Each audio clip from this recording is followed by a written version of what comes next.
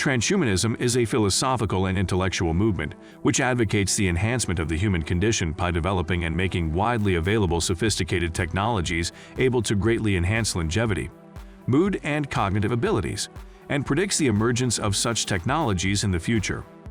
Transhumanist thinkers study the potential benefits and dangers of emerging technologies that could overcome fundamental human limitations, as well as the ethics of using such technologies.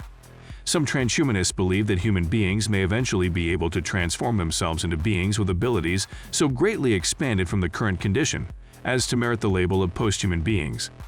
Another topic of transhumanist research is how to protect humanity against existential risks, such as nuclear war or asteroid collision. The contemporary meaning of the term transhumanism was foreshadowed by one of the first professors of futurology, a man who changed his name to FM 2030. In the 1960s, he taught new concepts of the human at the New School when he began to identify people who adopt technologies, lifestyles, and worldviews transitional to posthumanity as transhuman. The assertion would lay the intellectual groundwork for the British philosopher Max More to begin articulating the principles of transhumanism as a futurist philosophy in 1990, and organizing in California a school of thought that has since grown into the worldwide transhumanist movement. Influenced by seminal works of science fiction, the transhumanist vision of a transformed future humanity has attracted many supporters and detractors from a wide range of perspectives, including philosophy and religion. In 2017, Penn State University Press, in cooperation with philosopher Stephen Lawrence Sorbner and sociologist James Hughes, established the Journal of Posthuman Studies as the first academic journal explicitly dedicated to the posthuman, with the goal of clarifying the notions of posthumanism and transhumanism, as well as comparing and contrasting both. According to Nick Bostrom, transcendentalist impulses have been expressed at least as far back as the quest for immortality in the Epic of Gilgamesh, as well as in historical quests for the fountain of youth, the elixir of life, and other efforts to stave off aging and death. In his Divine Comedy, Dante coined the word transcendere, meaning to transcend human nature, to pass beyond human nature, in the first canto of Paradiso.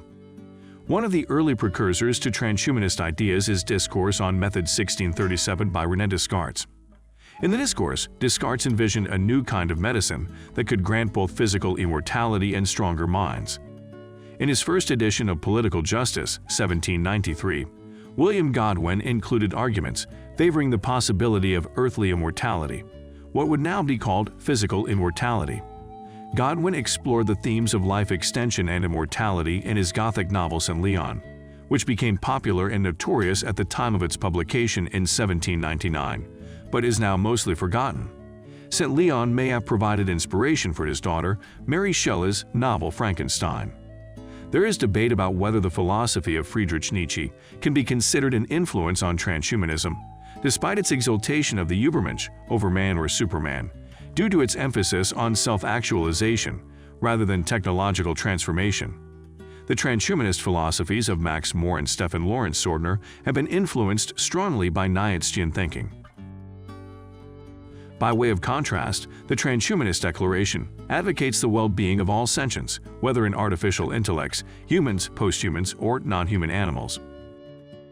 The late 19th to early 20th century movement, known as Russian Cosmism, also incorporated some ideas which later developed into the core of the transhumanist movement, in particular by early protagonist Russian philosopher N.F. Fyodorov.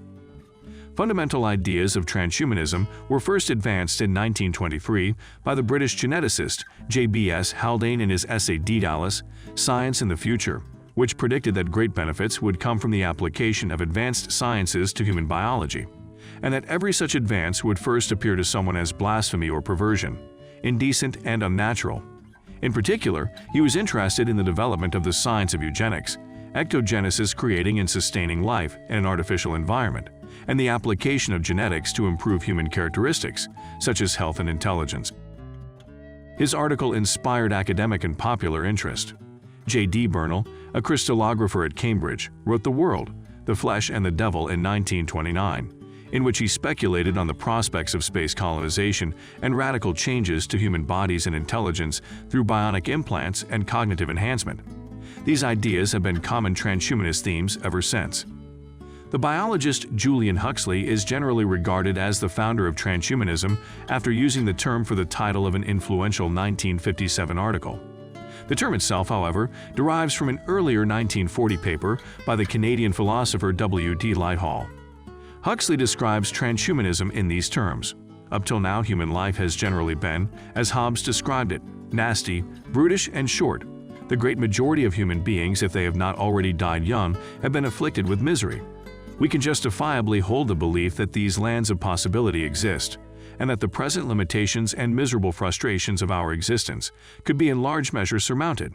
The human species can, if it wishes, transcend itself, not just sporadically, an individual here in one way, an individual there in another way, but in its entirety as humanity. Huxley's definition differs, albeit not substantially, from the one commonly in use since the 1980s. The ideas raised by these thinkers were explored in the science fiction of the 1960s, notably in Arthur C. Clarke's 2001, A Space Odyssey, in which an alien artifact grants transcendent power to its wielder. Japanese metabolist architects produced a manifesto in 1960, which outlined goals to encourage active metabolic development of our society through design and technology. In the Material and Man section of the manifesto, Noboru Kawazo suggests that, after several decades, with the rapid progress of communication technology, everyone will have a brain-wave receiver in his ear, which conveys directly and exactly what other people think about him, and vice versa. What I think will be known by all the people. There is no more individual consciousness, only the will of mankind as a whole. The concept of the technological singularity, or the ultra-rapid advent of superhuman intelligence, was first proposed by the British cryptologist I.J. Good in 1965. Let an ultra-intelligent machine be defined as a machine that can far surpass all the intellectual activities of any man, however clever. Since the design of machines is one of these intellectual activities, an ultra-intelligent machine could design even better machines.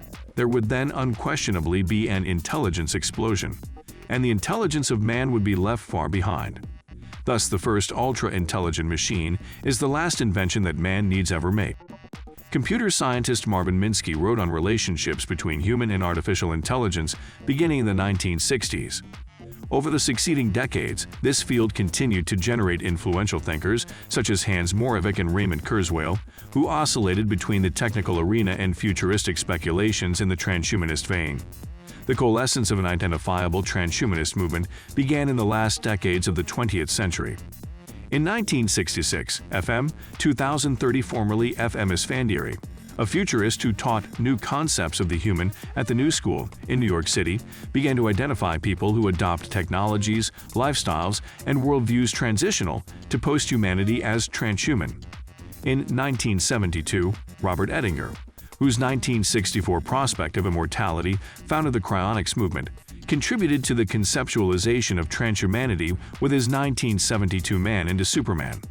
FM 2030 published the Upwingers Manifesto in 1973. The first self-described transhumanists met formally in the early 1980s at the University of California, Los Angeles, which became the main center of transhumanist thought. Here, FM 2030 lectured on his third way, futurist ideology. At the STV media venue, frequented by transhumanists and other futurists, Natasha Vita-More presented Breaking Away, her 1980 experimental film with the theme of humans breaking away from their biological limitations and the Earth's gravity as they head into space.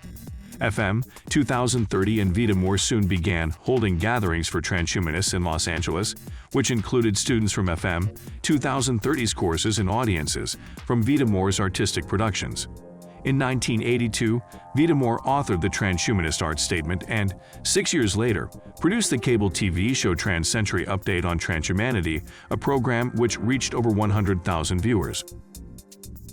In 1986, Eric Drexler published Engines of Creation, the Coming Era of Nanotechnology, which discussed the prospects for nanotechnology and molecular assemblers, and founded the Foresight Institute. As the first nonprofit organization to research, advocate for, and perform cryonics, the Southern California offices of the Alker Life Extension Foundation became a center for futurists. In 1988, the first issue of Extropy magazine was published by Max Moore and Tom Morrow. In 1990, Moore, a strategic philosopher, created his own particular transhumanist doctrine, which took the form of the principles of entropy, and laid the foundation of modern transhumanism by giving it a new definition. Transhumanism is a class of philosophies that seek to guide us towards a posthuman condition. Transhumanism shares many elements of humanism, including a respect for reason and science, a commitment to progress, and a valuing of human or transhuman existence in this life. Transhumanism differs from humanism in recognizing and anticipating the radical alterations in the nature and possibilities of our lives resulting from various sciences and technologies. In 1992, Moore and Morrow founded the Entropy Institute, a catalyst for networking futurists and brainstorming new memiplexes by organizing a series of conferences and, more importantly, providing a mailing list, which exposed many to transhumanist views for the first time during the rise of cyberculture and the cyberlic counterculture. In 1998, philosophers Nick Bostrom and David Pearce founded the World Transhumanist Association, an international non-governmental organization working toward the recognition of transhumanism as a legitimate subject of scientific inquiry and public policy. In 2002, the WTA modified and adopted the Transhumanist Declaration. The Transhumanist FAQ, prepared by the WTA later Humanity Plus, gave two formal definitions for transhumanism: the intellectual and cultural movement that affirms the possibility and desirability of fundamentally improving the human condition through applied reason, especially by developing and making widely available technologies to eliminate aging and to greatly enhance human intellectual, physical, and psychological capacities.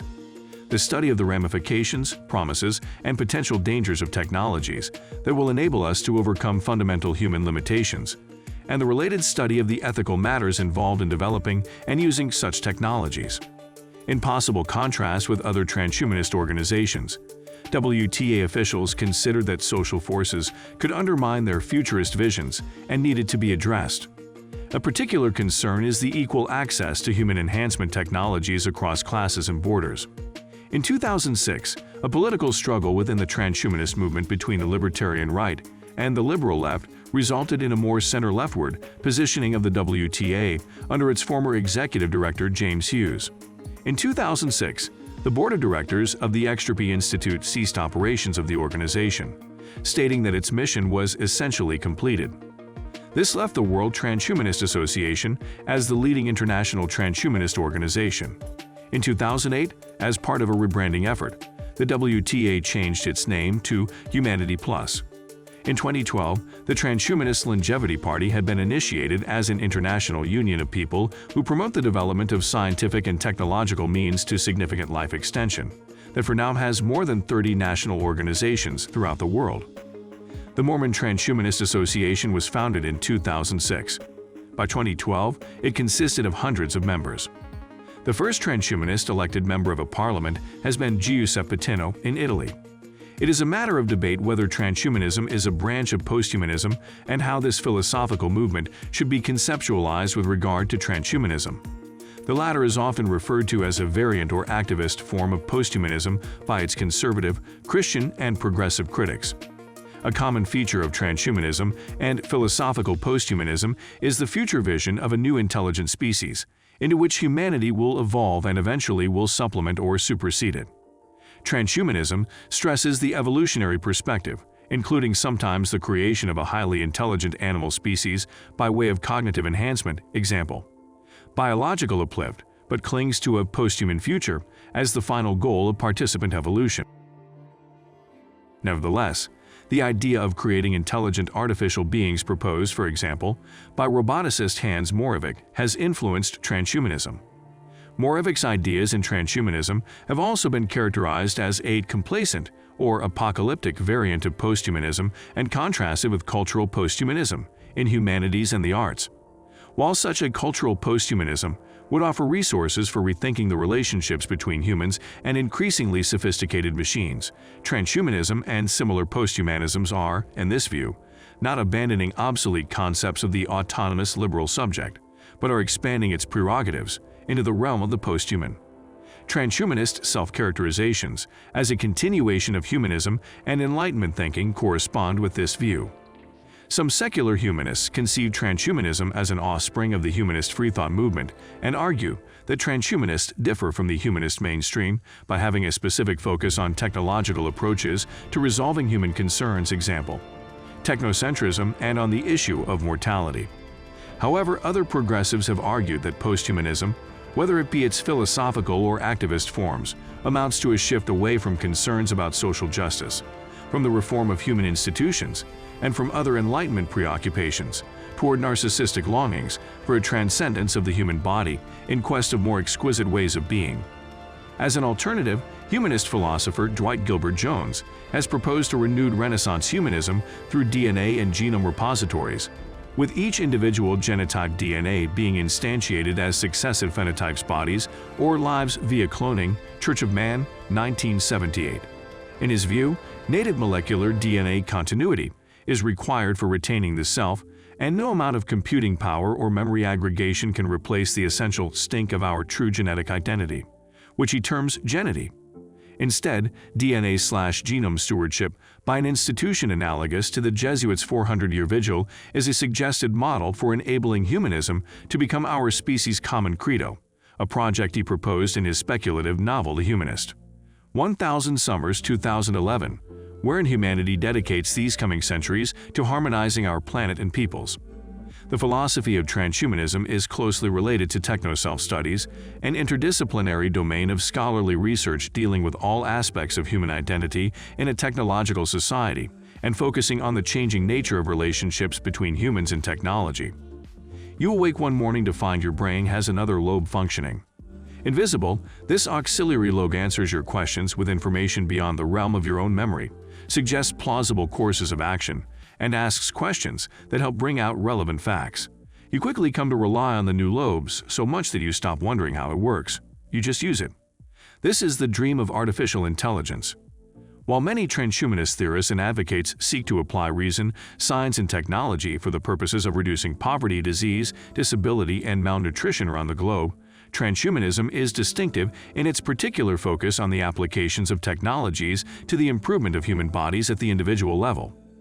Many transhumanists actively assess the potential for future technologies and innovative social systems to improve the quality of all life, while seeking to make the material reality of the human condition fulfill the promise of legal and political equality by eliminating congenital mental and physical barriers. Transhumanist philosophers argue that there not only exists a perfectionist ethical imperative for humans to strive for progress and improvement of the human condition, but that it is possible and desirable for humanity to enter a transhuman phase of existence in which humans enhance themselves beyond what is naturally human. In such a phase, natural evolution would be replaced with deliberate participatory or directed evolution. Some theorists, such as Ray Kurzweil, think that the pace of technological innovation is accelerating and that the next 50 years may yield not only radical technological advances, but possibly a technological singularity, which may fundamentally change the nature of human beings. Transhumanists who foresee this massive technological change generally maintain that it is desirable. However, some are also concerned with the possible dangers of extremely rapid technological change and propose options for ensuring that advanced technology is used responsibly. For example, Bostrom has written extensively on existential risks to humanity's future welfare, including ones that could be created by emerging technologies. In contrast, some proponents of transhumanism view it as essential to humanity's survival. For instance, Stephen Hawking points out that the external transmission phase of human evolution, where knowledge production and knowledge management is more important than transmission of information via evolution, may be the point at which human civilization becomes unstable and self-destructs, one of Hawking's explanations for the Fermi paradox. To counter this, Hawking emphasizes either self-design of the human genome or mechanical enhancement, example, brain-computer interface to enhance human intelligence and reduce aggression, without which he implies human civilization may be too stupid collectively to survive an increasingly unstable system, resulting in societal collapse.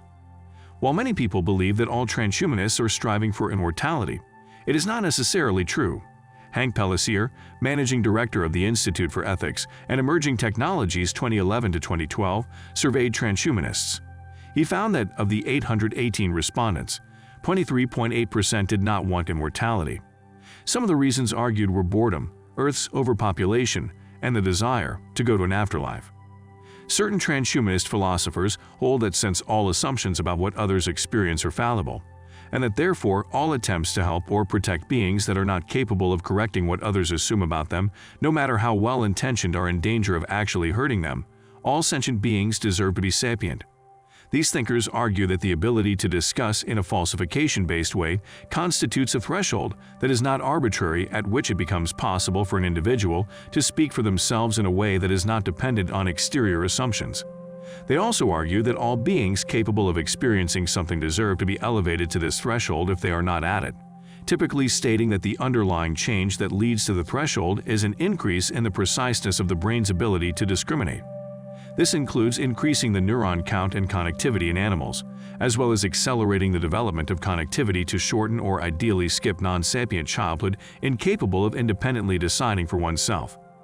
Transhumanists of this description stress that the genetic engineering that they advocate is general insertion into both the somatic cells of living beings and in germ cells, and not purging of individuals without the modifications, deeming the latter not only unethical but also unnecessary due to the possibilities of efficient genetic engineering. Transhumanists engage in interdisciplinary approaches to understand and evaluate possibilities for overcoming biological limitations by drawing on futurology and various fields of ethics.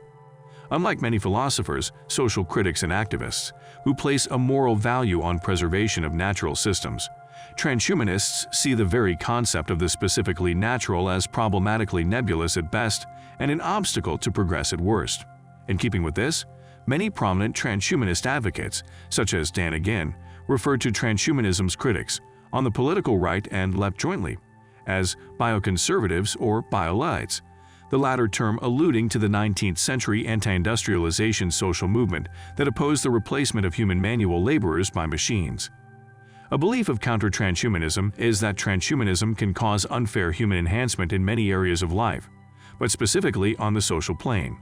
This can be compared to steroid use, where athletes who use steroids in sports have an advantage over those who do not. The same scenario happens when people have certain neural implants that give them an advantage in the workplace and in educational aspects. Additionally, there are many, according to N.J. McName and S.D. Edwards, who fears that the improvements afforded by a specific, privileged section of society will lead to a division of the human species into two different and distinct species. The idea of two human species, one being at a great physical and economic advantage in comparison with the other, is a troublesome one at best. One may be incapable of breeding with the other, and may, by consequence of lower physical health and ability, be considered of a lower moral standing than the other. There are a variety of opinions within transhumanist thought. Many of the leading transhumanist thinkers hold views that are under constant revision and development. Some distinctive currents of transhumanism are identified and listed here in alphabetical order. Democratic transhumanism, a political ideology synthesizing liberal democracy, social democracy, radical democracy, and transhumanism. Equalism, a socioeconomic theory based upon the idea that emerging technologies will put an end to social stratification through even distribution of resources in the technological singularity era. Extrapianism, an early school of transhumanist thought characterized by a set of principles advocating a proactive approach to human evolution. Immortalism, a moral ideology based upon the belief that radical life extension and technological immortality is possible and desirable, and advocating research and development to ensure its realization. Libertarian transhumanism, a political ideology synthesizing libertarianism and transhumanism. Postgenderism, a social philosophy which seeks the voluntary elimination of gender in the human species through the application of advanced biotechnology and assisted reproductive technologies. Postpolitics, a transhumanist political proposal that aims to create a post-democratic state based on reason and free access of enhancement technologies to people. Singularitarianism, a moral ideology based upon the belief that a technological singularity is possible and advocating deliberate action to effect it and ensure its safety. Technoganism, an ecological ideology based upon the belief that emerging technologies can help restore Earth's environment and that developing safe, clean, alternative technology should therefore be an important goal of environmentalists. Although many transhumanists are atheists, agnostics, and / or secular humanists, Some have religious or spiritual views. Despite the prevailing secular attitude, some transhumanists pursue hopes traditionally espoused by religions, such as immortality, while several controversial new religious movements from the late 20th century have explicitly embraced transhumanist goals of transforming the human condition by applying technology to the alteration of the mind and body, such as realism. However, most thinkers associated with the transhumanist movement focus on the practical goals of using technology to help achieve longer and healthier lives, while speculating that future understanding of neurotheology and the application of neurotechnology will enable humans to gain greater control of altered states of consciousness, which were commonly interpreted as spiritual experiences, and thus achieve more profound self-knowledge. Transhumanist Buddhists have sought to explore areas of agreement between various types of Buddhism and Buddhist-derived meditation and mind-expanding neurotechnologies. However, they have been criticized for appropriating mindfulness as a tool for transcending humanness. Some transhumanists believe in the compatibility between the human mind and computer hardware, with the theoretical implication that human consciousness may someday be transferred to alternative media, a speculative technique commonly known as mind uploading. One extreme formulation of this idea, which some transhumanists are interested in, is the proposal of the Omega Point by Christian cosmologist Frank Tipler. Drawing upon ideas in digitalism, Tipler has advanced the notion that the collapse of the universe billions of years, hence, could create the conditions for the perpetuation of humanity in a simulated reality within a mega-computer, and thus achieve a form of post-human godhood. Before Tipler, the term Omega Point was used by Pierre Taylor de Chardin, a paleontologist and Jesuit theologian who saw an evolutionary telos in the development of an encompassing noosphere, a global consciousness. Viewed from the perspective of some Christian thinkers, the idea of mind uploading is asserted to represent a denigration of the human body, characteristic of Gnostic Manichaean belief. Transhumanism and its presumed intellectual progenitors have also been described as neo-Gnostic by non-Christian and secular commentators. The first dialogue between transhumanism and faith was a one-day conference held at the University of Toronto in 2004. Religious critics alone faulted the philosophy of transhumanism as offering no eternal truths nor a relationship with the divine. They commented that a philosophy bereft of these beliefs leaves humanity adrift in a foggy sea of postmodern cynicism and anomie. Transhumanists responded that such criticisms reflect a failure to look at the actual content of the transhumanist philosophy, which, far from being cynical, is rooted in optimistic, idealistic attitudes that trace back to the Enlightenment. Following this dialogue, William Sims Bainbridge, a sociologist of religion, conducted a pilot study, published in the Journal of Evolution and Technology, suggesting that religious attitudes were negatively correlated with acceptance of transhumanist ideas and indicating that individuals with highly religious worldviews tended to perceive transhumanism as being a direct, competitive though ultimately futile affront to their spiritual beliefs. Since 2006, the Mormon Transhumanist Association has sponsored conferences and lectures on the intersection of technology and religion. The Christian Transhumanist Association was established in 2014. Since 2009, the American Academy of Religion holds a Transhumanism and Religion consultation during its annual meeting, where scholars in the field of religious studies seek to identify and critically evaluate any implicit religious beliefs that might underlie key transhumanist claims and assumptions. Consider how transhumanism challenges religious traditions to develop their own ideas of the human future, in particular the prospect of human transformation, whether by technological or other means, and provide critical and constructive assessments of an envisioned future that place greater confidence in nanotechnology, robotics, and information technology to achieve virtual immortality and create a superior post-human species.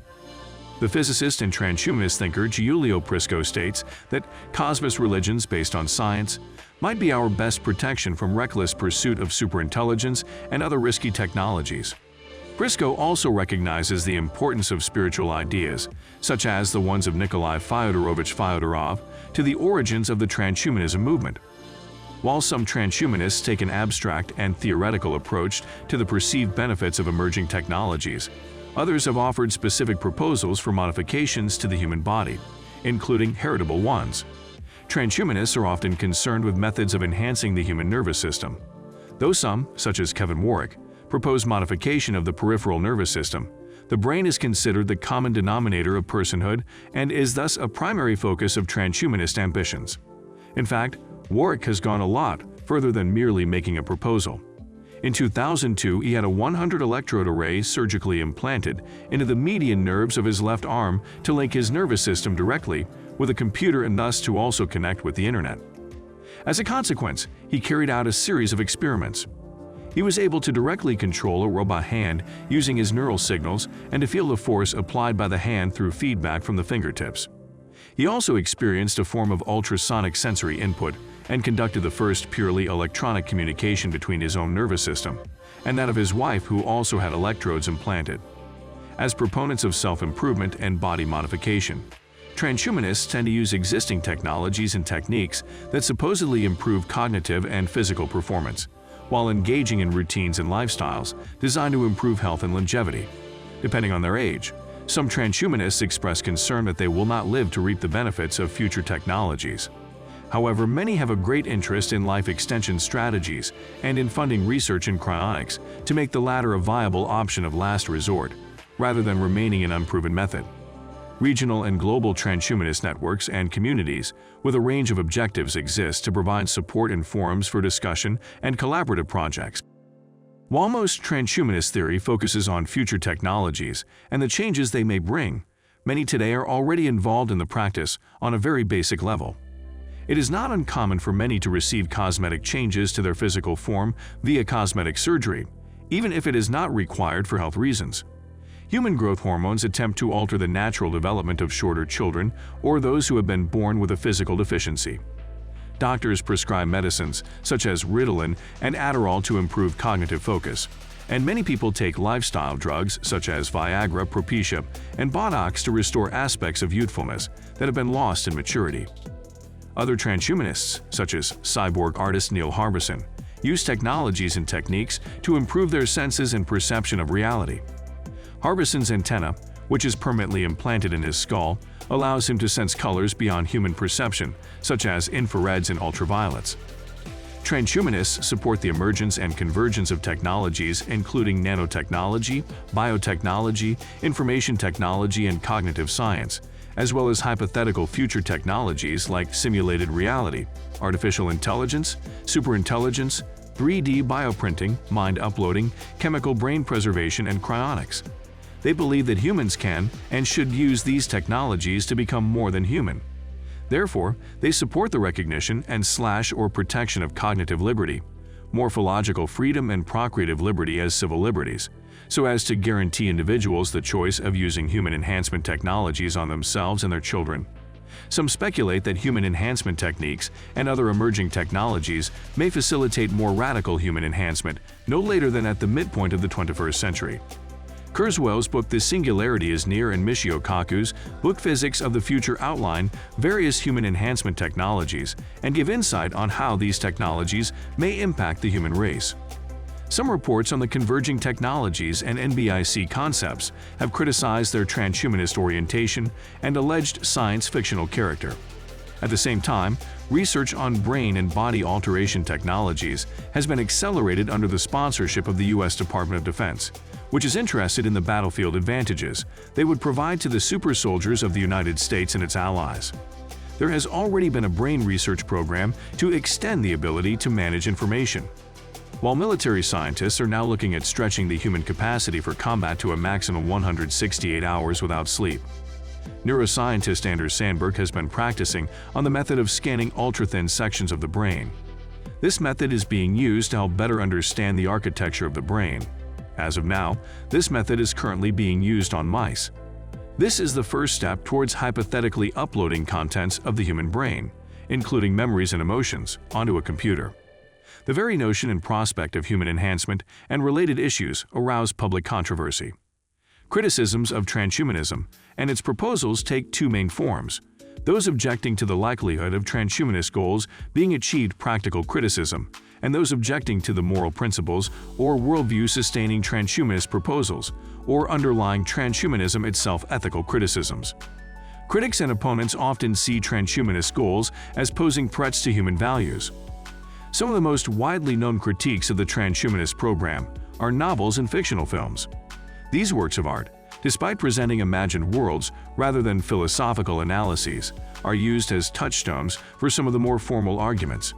Various arguments have been made to the effect that a society that adopts human enhancement technologies may come to resemble the dystopia depicted in the 1932 novel Brave New World by Aldous Huxley. On another front, some authors consider that humanity is already transhuman, because medical advances in recent centuries have significantly altered our species. However, it is not in a conscious and therefore transhumanistic way. From such a perspective, transhumanism is perpetually aspirational. As new technologies become mainstream, the adoption of new yet unadopted technologies becomes a new shifting goal.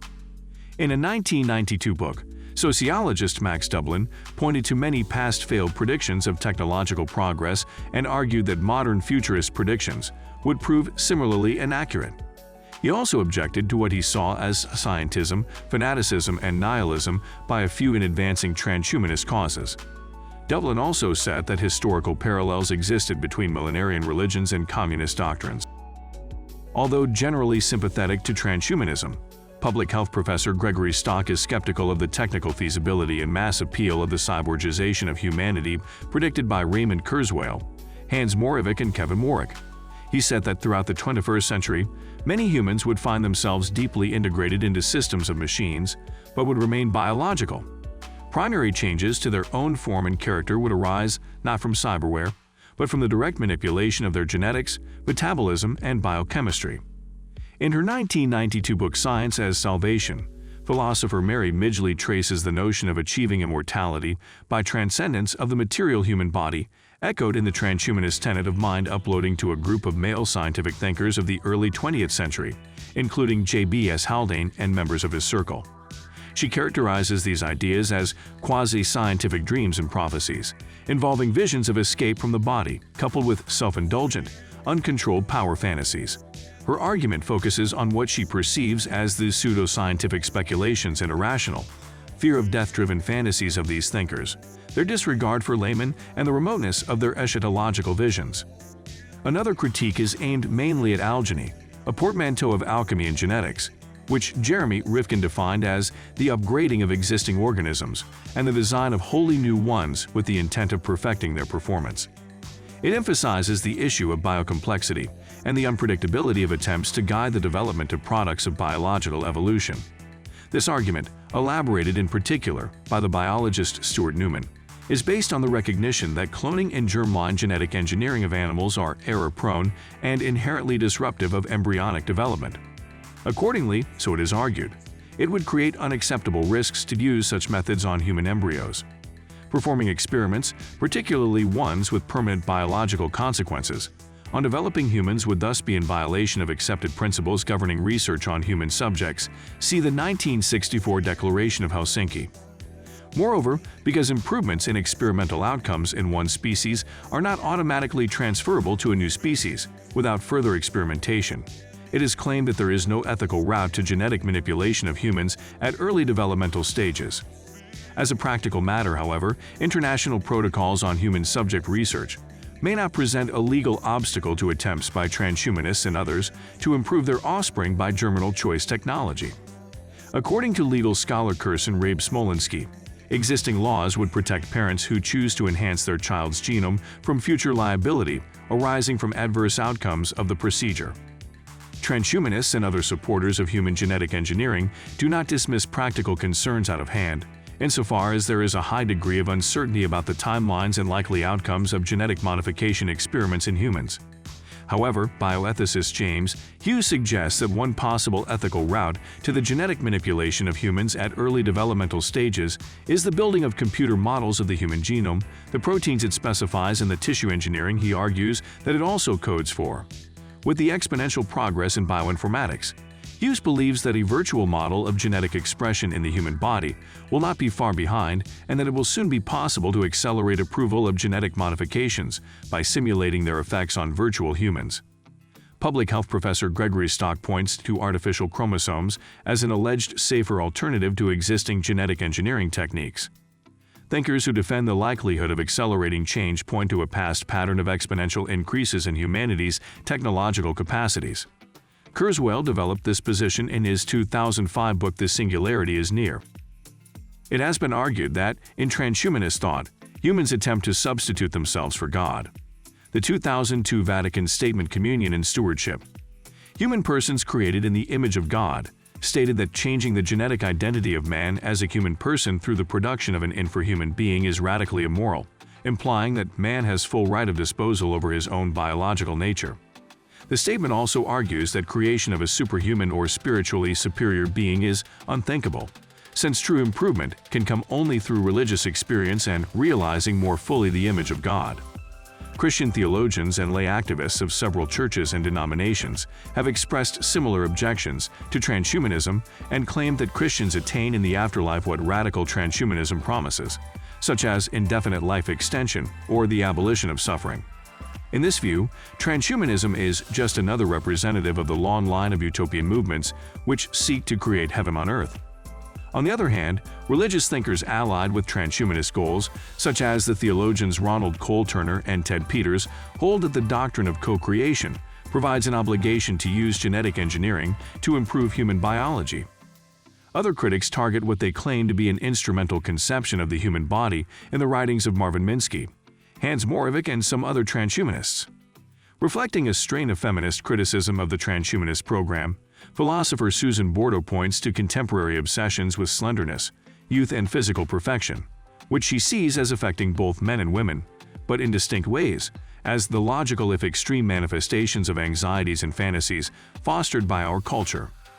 Some critics question other social implications of the movements focus on body modification. Political scientist Klaus Giesen, in particular, has asserted that transhumanism's concentration on altering the human body represents the logical yet tragic consequence of atomized individualism and body commodification within a consumer culture. Nick Bostrom responds that the desire to regain youth, specifically, and transcend the natural limitations of the human body in general, is pancultural and panhistorical, and is therefore not uniquely tied to the culture of the 20th century. He argues that the transhumanist program is an attempt to channel the desire into a scientific project on par with the Human Genome Project and achieve humanity's oldest hope, rather than a puerile fantasy or social trend. In his 2003 book Enough, Staying Human in an Engineered Age, environmental ethicist Bill McKibben argued at length against many of the technologies that are postulated or supported by transhumanists, including germinal choice technology, nanomedicine, and life extension strategies.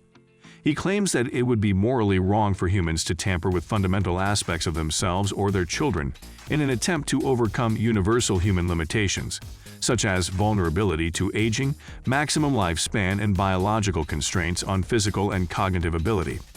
Attempts to improve themselves through such manipulation would remove limitations that provide a necessary context for the experience of meaningful human choice. He claims that human lives would no longer seem meaningful in a world where such limitations could be overcome technologically. Even the goal of using germinal choice technology for clearly therapeutic purposes should be relinquished, since it would inevitably produce temptations to tamper with such things as cognitive capacities. He argues that it is possible for societies to benefit from renouncing particular technologies, using as examples Ming China, Tokugawa Japan, and the contemporary Amish. Biopolitical activist Jeremy Rifkin and biologist Stuart Newman accept that biotechnology has the power to make profound changes in organismal identity. They argue against the genetic engineering of human beings because they fear the blurring of the boundary between human and artifact. Philosopher Keecock Lee sees such developments as part of an accelerating trend in modernization, in which technology has been used to transform the natural into the artifactual. In the extreme, this could lead to the manufacturing and enslavement of monsters, such as human clones, human-animal chimeras, or bioroids, but even lesser dislocations of humans and non-humans from social and ecological systems are seen as problematic. The film Blade Runner 1982 and the novels The Boys from Brazil 1976 and The Island of Dr. Moreau 1896 depict elements of such scenarios, but Mary Shelley's 1818 novel Frankenstein, or the modern Prometheus, is most often alluded to by critics who suggest that biotechnologies could create objectified and socially unmoored people, as well as subhumans. Such critics propose that strict measures be implemented to prevent what they portray as dehumanizing possibilities from ever happening, usually in the form of an international ban on human genetic engineering. Science journalist Ronald Bailey claims that McKibben's historical examples are flawed and support different conclusions when studied more closely. For example, few groups are more cautious than the Amish about embracing new technologies, but though they shun television and use horses and buggies, some are welcoming the possibilities of gene therapy since inbreeding has afflicted them with a number of rare genetic diseases. Bailey and other supporters of technological alteration of human biology also reject the claim that life would be experienced as meaningless if some human limitations are overcome with enhancement technologies as extremely subjective. Writing in Reason magazine, Bailey has accused opponents of research involving the modification of animals as indulging in alarmism when they speculate about the creation of subhuman creatures with human-like intelligence and brains resembling those of Homo sapiens. Bailey insists that the aim of conducting research on animals is simply to produce human healthcare benefits. A different response comes from transhumanist personhood theorists who object to what they characterize as the anthropomorphobia fueling some criticisms of this research, which science fiction writer Isaac Asimov termed the Frankenstein complex. For example, Woody Evans argues that, provided they are self-aware human clones, human-animal chimeras and uplifted animals would all be unique persons deserving of respect, dignity, rights, responsibilities, and citizenship. They conclude that the coming ethical issue is not the creation of so-called monsters, but what they characterize as the yuck factor and human racism, that would judge and treat these creations as monstrous. At least one public interest organization, the US-based Center for Genetics and Society, was formed in 2001 with the specific goal of opposing transhumanist agendas that involve transgenerational modification of human biology, such as full-term human cloning and germinal choice technology. The Institute on Biotechnology and the Human Future of the Chicago-Kent College of Law critically scrutinizes proposed applications of genetic and nanotechnologies to human biology in an academic setting. Some critics of libertarian transhumanism have focused on the likely socioeconomic consequences in societies in which divisions between rich and poor are on the rise. Bill McKibben, for example, suggests that emerging human enhancement technologies would be disproportionately available to those with greater financial resources, thereby exacerbating the gap between rich and poor and creating a genetic divide.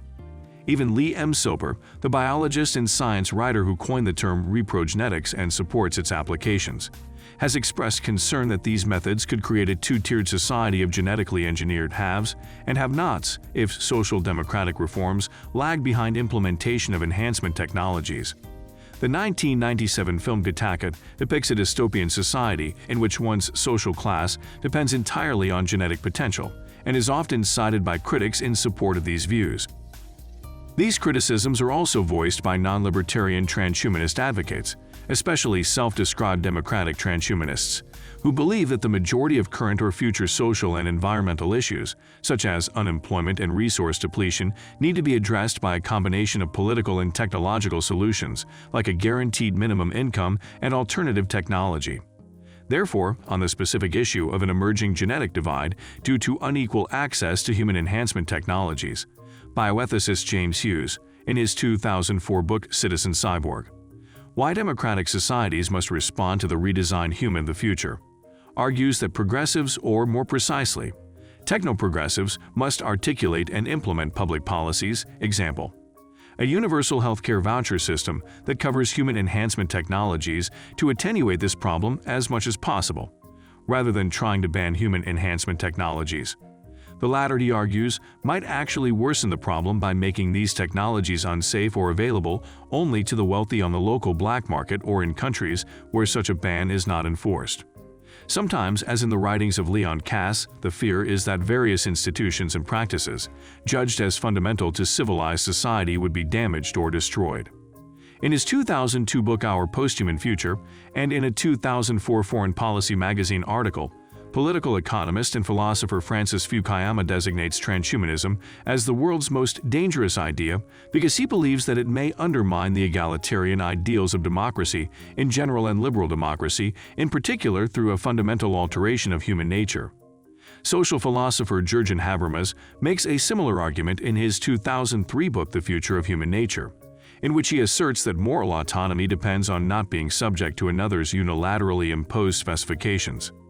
Habermas thus suggests that the human species ethic would be undermined by embryo-stage genetic alteration. Critics such as Cass, Fukuyama, and a variety of authors hold that attempts to significantly alter human biology are not only inherently immoral, but also threaten the social order. Alternatively, they argue that implementation of such technologies would likely lead to the naturalizing of social hierarchies or place new means of control in the hands of totalitarian regimes. AI pioneer Joseph Weizenbaum criticizes what he sees as misanthropic tendencies in the language and ideas of some of his colleagues, in particular Marvin Minsky and Hans Moravec, which, by devaluing the human organism per se, promotes a discourse that enables divisive and undemocratic social policies. In a 2004 article in the Libertarian Monthly Reason, science journalist Ronald Bailey contested the assertions of Fukuyama by arguing that political equality has never rested on the facts of human biology. He asserts that liberalism was founded not on the proposition of effective equality of human beings, or de facto equality, but on the assertion of an equality in political rights and before the law, or de jure equality. Bailey asserts that the products of genetic engineering may well ameliorate rather than exacerbate human inequality, giving to the many what were once the privileges of the few. Moreover, he argues, the crowning achievement of the Enlightenment is the principle of tolerance. In fact, he says, political liberalism is already the solution to the issue of human and post-human rights, since in liberal societies the law is meant to apply equally to all, no matter how rich or poor, powerful or powerless, educated or ignorant, enhanced or unenhanced. Other thinkers who are sympathetic to transhumanist ideas, such as philosopher Russell Blackford, have also objected to the appeal to tradition and what they see as alarmism involved in Brave New World-type arguments. In addition to the socio-economic risks and implications of transhumanism, there are indeed implications and possible consequences in regard to cultural aesthetics. Currently, there are a number of ways in which people choose to represent themselves in society. The way in which a person dresses, hairstyles, and body alteration all serve to identify the way a person presents themselves and is perceived by society. According to Foucault, society already governs and controls bodies by making them feel watched. This surveillance of society dictates how the majority of individuals choose to express themselves aesthetically. One of the risks outlined in a 2004 article by Gerald Abrams is the elimination of differences in favor of universality. This, he argues, will eliminate the ability of individuals to subvert the possibly oppressive, dominant structure of society by way of uniquely expressing themselves externally. Such control over a population would have dangerous implications of tyranny. Yet another consequence of enhancing the human form, not only cognitively, but physically, will be the reinforcement of desirable traits which are perpetuated by the dominant social structure. Physical traits which are seen as ugly or undesirable, and thus deemed less than, will be summarily cut out by those who can afford to do it, while those who cannot will be forced into a relative caste of undesirable people. Even if these physical improvements are made completely universal, they will indeed eliminate what makes each individual uniquely human in their own way.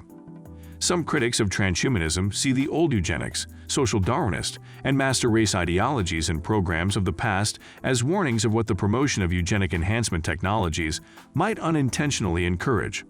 Some fear future eugenics wars as the worst-case scenario.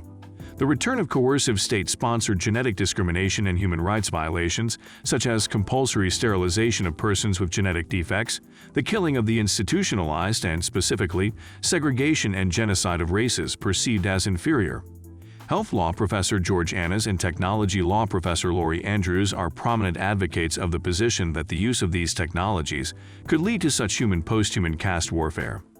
The major transhumanist organizations strongly condemn the coercion involved in such policies and reject the racist and classist assumptions on which they were based, along with the pseudo-scientific notions that eugenic improvements could be accomplished in a practically meaningful time frame through selective human breeding.